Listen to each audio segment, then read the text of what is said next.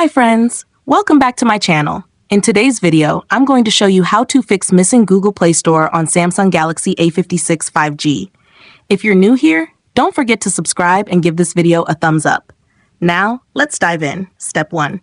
First, unlock your phone and open the Settings application. This is where you can find various customization options for your device, including display settings, privacy, security, and of course, apps menu. Step 2.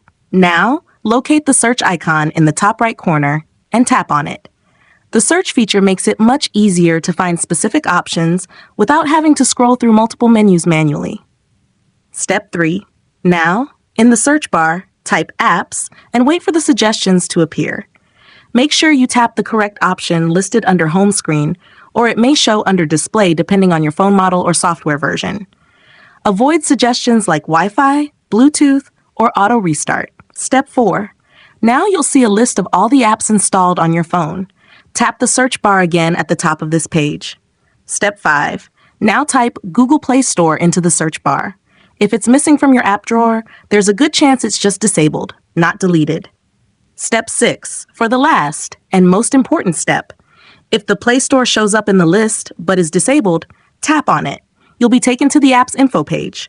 Look for the Enable button and tap it.